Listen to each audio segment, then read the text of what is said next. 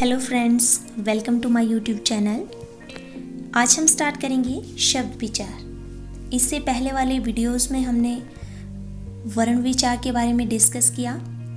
हम व्याकरण के 3 भागों के बारे में डिस्कस कर रहे थे, वर्ण विचार, शब्द विचार और वाक्य विचार। इनमें से हमने वर्ण विचार को कंप्लीट कर लिया है और आज से हम स्टार्ट करेंगे शब्द विचार। तो सबसे पहले जान लेते हैं शब्द विचार किसे कहते हैं। हिंदी भाषा में शब्दों को सही रूप से लिखना, उनको इस्तेमाल करना ही शब्द विचार कहलाता है। तो देखते हैं शब्द की डेफिनेशन, शब्द की क्या परिभाषा होती है। 2 या 2 से अधिक वर्णों से मिलकर बना सार्थक समूह शब्द कहलाता है। जैसे ज एक वर्ण हो गया प्लस ल दूसरा वर्ण हो गया, इसको मिला के बना जल। मतलब 2 या 2 से अधिक वर्णों से मिलकर बना सार्थक समूह शब्द कहलाता है। अब देखो, जल का जो है एक अपना अर्थ है, तो इसी को हम शब्द कहते हैं। दूसरा एग्जाम्पल देखते हैं। जैसे पहले मैंने ल लिख दिया, उसके बाद ज लिखा, तो ये बन गया लज। तो इसका कोई अर्थ नहीं है, तो इसे हम शब्द नहीं बोलेंगे। शब्द हम उसी को बोलेंगे जिसका कोई अर्थ होगा और जो 2 या 2 से अधिक वर्णों से मिलकर बना हुआ होगा। वर्णों को मिलाकर शब्द बनाए जाते हैं और शब्दों को मिलाकर वाक्य बनाए जाते हैं, जो कि हम आगे करेंगे।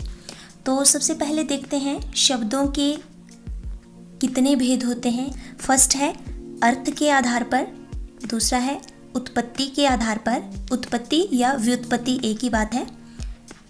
नेक्स्ट है प्रयोग के आधार पर और लास्ट है रचना या बनावट के आधार पर। तो 4 तरह से जो है शब्दों का वर्गीकरण किया गया है।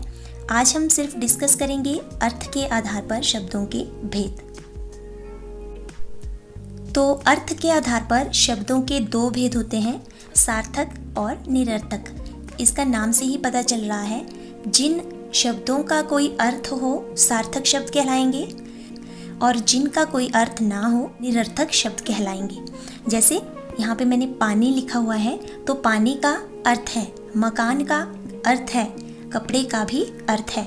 और निरर्थक में जैसे जिनका अर्थ ही ना हो कुछ भी, जैसे ल म, ल ज, ल प, इसका कोई अर्थ नहीं है। वर्ण तो है ये, लेकिन इनका कोई अर्थ नहीं है, तो इनको हम शब्द नहीं कहेंगे।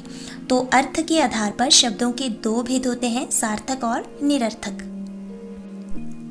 और अर्थ के आधार पर भाषा की 2 इकाइयां होती है, शब्द और वाक्य। ये अर्थ के आधार पर भाषा की 2 प्रमुख इकाइयां हैं। अगर अर्थ के आधार पर भाषा की सबसे छोटी इकाई पूछी जाएगी तो वो आएगी शब्द।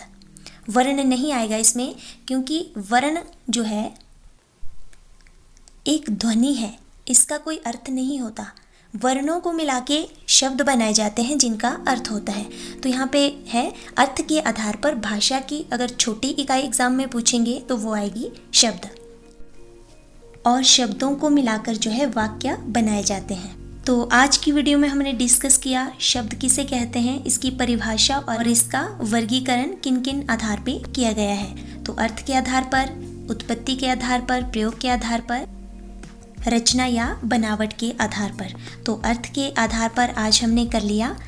कल करेंगे हम उत्पत्ति के आधार पर शब्दों के भेद।